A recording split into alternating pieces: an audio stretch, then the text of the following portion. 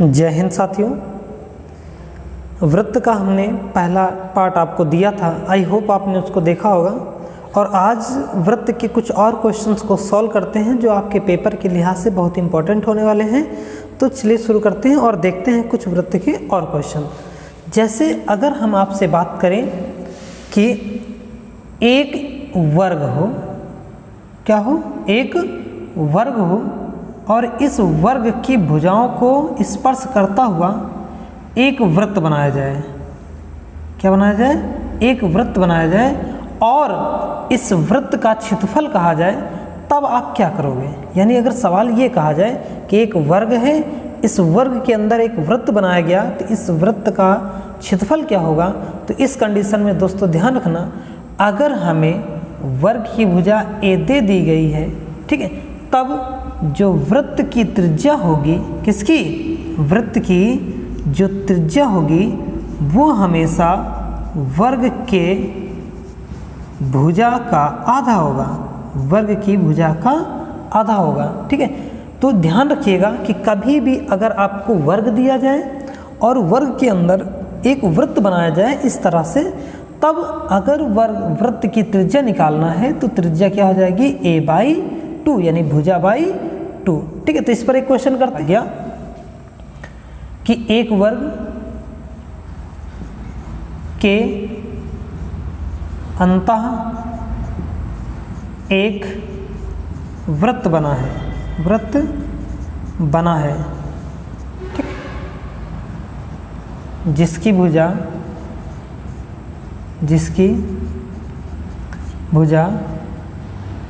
आगे 42 सेंटीमीटर, कितना है? 42 सेंटीमीटर है। तो वृत्त की या वृत्त का क्षेत्रफल ज्ञात करें। जैसे ही आ गया, सपोज करो कि एक वर्ग के अंतः एक वृत्त बना है, यानी एक वर्ग के अंतः एक वृत्त बना है जिसकी भुजा 42 सेंटीमीटर है, तो वृत्त का क्षेत्रफल ज्ञात करें। तो दोस्तों जैसे मान लो यही सवाल लिखा हुआ है और यहाँ पर ए का मान कितना दिया गया है? 42। तब इस हिसाब से इस वर्ग की भुजा कितनी हो जाएगी या इस वृत्त की भुजा कितनी हो जाएगी? तो आप कहोगे a/2, यानी वृत्त की त्रिज्या, किसकी? वृत्त की जो त्रिज्या होगी वो भुजा बाई 2 यानी 42/2 यानी कितना आ गया? 21। अब आपसे कहा गया कि वृत्त की त्रिज्या बताओ, किसकी? वृत्त का क्षेत्रफल, त्रिज्या तो आ ही गया ना, वृत्त का क्षेत्रफल ज्ञात करें। तो आपको पता है वृत्त का क्षेत्रफल क्या होता है? πr²। पाई का मान 22/7 गुणे 21 गुणे 21, 7 त्रिक 6 गुणे 21, 138 cm²। ये इसका आंसर हो गया। आई होप आपको समझ में आया होगा। आते हैं अगले सवाल पर। इसी में कहा जाए कि एक शीर्षों से होते हुए एक वृत्त खींचा गया, यानी ऐसे कह दिया जाए एक वर्ग जिसकी भुजा 7 सेंटीमीटर है के शीर्षों से एक वृत्त खींचा गया, तो वृत्त का क्षेत्रफल ज्ञात करें। वृत्त का क्षेत्रफल ज्ञात करें। जैसे ये आपके सामने एक सवाल आ गया, एक वर्ग जिसकी भुजा 7 सेंटीमीटर है के शीर्षों से एक वृत्त खींचा गया है, तो वृत्त का क्षेत्रफल ज्ञात करें। जैसे ये फिगर है, अब यहाँ पर ये वर्ग जैसा दिखना चाहिए, यानी सभी भुजाएं क्या हैं? बराबर हैं। अब इसकी जो भुजा है वो 7 कहा गया है, तो हमें वृत्त का क्षेत्रफल निकालना है। तो सबसे पहले हम वृत्त का क्षेत्रफल तभी निकाल सकते हैं जब वृत्त की त्रिज्या पता हो। अब इसकी त्रिज्या कैसे देखोगे? तो ध्यान रखना, कभी भी अगर शीर्षों से होकर जाएगा, तो कभी भी शीर्षों से होकर जाएगा तो ध्यान रखने वाली बात क्या है? इसको ऐसे लिखता हूँ कि इस कंडीशन में वृत्त का जो व्यास होगा, किसका? जो वृत्त का व्यास होगा वह वर्ग के विकर्ण के बराबर होगा। किसके? वर्ग के विकर्ण के बराबर होगा। ठीक है, व्यास हमें पता है कितना होता है 2r, और विकर्ण कितना होता है भुजा रूट 2, भुजा रूट 2। अब यहाँ पर देखो 2r बराबर 7 root 2, then r equals to 7/√2 ये आ जाएगा।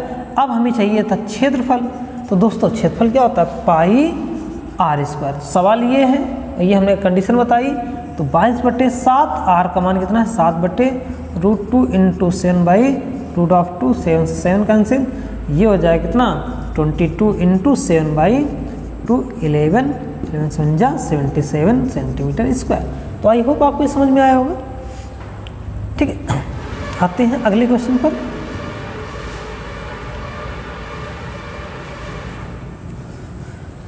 देखो अगर आप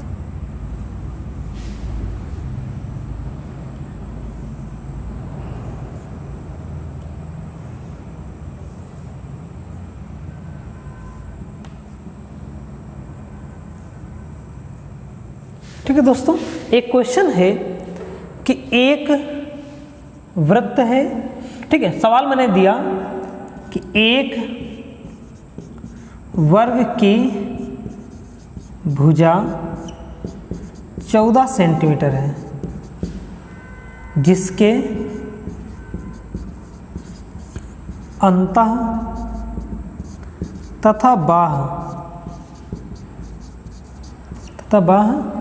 वृत्त बने हैं, वृत्त बने हैं। ठीक, दोनों वृत्तों के बीच का क्षेत्रफल, यानी ये वाला, दोनों वृत्तों के बीच का क्षेत्रफल, दोनों वृत्तों के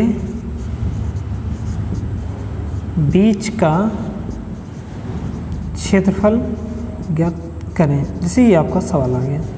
ठीक है, कि दोनों वृत्तों के क्षेत्रफल का अंतर ज्ञात करें, के बीच का क्षेत्रफल ज्ञात करें। ठीक है, तो अब देखो दोस्तों फिर से आ गया कि एक वर्ग की भुजा कितनी है 14 सेंटीमीटर, यानी ये जो भुजा है ये 14 सेंटीमीटर है।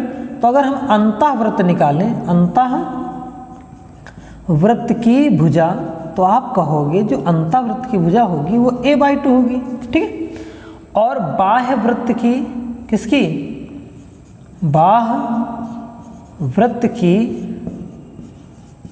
जो भुजा है उसके लिए आपने कहा a√2/2 होती है। ठीक है, अब उन्होंने कहा कि बीच का क्षेत्रफल, देखो ये बीच का क्षेत्रफल है, तो यानी हम इसको क्या कहेंगे कि अगर इसका क्षेत्रफल निकालना है तो क्या बोलोगे कि बड़े वाले वृत्त का क्षेत्रफल,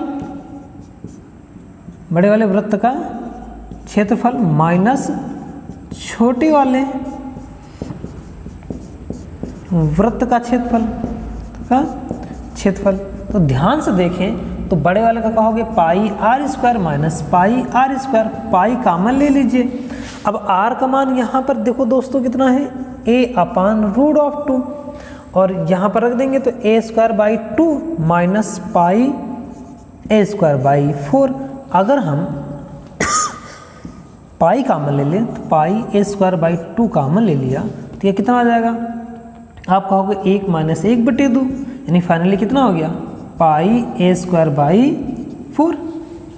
ठीक है, तो ये आपका टोटल कितना आ गया πa²/4, और a का मान कितना √4। यानी हम ये चीज़ कहना चाह रहे हैं कि अगर कभी भी क्या हो, मैं ये आपको बताना चाहता हूँ कि कभी भी अगर एक बाह्य वृत्त हो, एक अंतः वृत्त हो और ये वर्ग के अंदर हो, तो इसके बीच का जो क्षेत्रफल होगा वो सदैव क्या होगा, यानी ये ऐसा कर सकते हो छायांकित भाग का जो क्षेत्रफल होगा वो आपके अंतः वृत्त के क्षेत्रफल के बराबर होगा, अंतःवृत्त के क्षेत्रफल के बराबर होगा। ठीक है, देखो अंतःवृत्त का क्षेत्रफल क्या है, तो आप कहोगे πa² बाई 2 का स्क्वायर यानी πa² बाई 4, तो ध्यान रखना ये आपका डायरेक्ट फार्मूला बन गया। देखो यही फार्मूला यहाँ पर भी लिखा है। तो कभी भी अगर अंतःवृत्त और बाह्य वृत्त पूछे और इसके बीच का क्षेत्रफल पूछे तो ये बीच का ये क्षेत्रफल आएगा, ये इस वाले क्षेत्रफल के बराबर होगा, यानी पाई a स्क्वायर बाई 4। अब वैल्यू रख देंगे 22/7 गुणे 14 गुणे 14/4, ये हो जाएगा कितना 7 गुणे 7, ठीक है। 7 से 7 कैंसिल, 154 cm स्क्वायर। तो आई होप आपको समझ में आया होगा। और भी हम फिगर्स को लेकर आएंगे। तो अभी के लिए इतना ही। जय हिंद।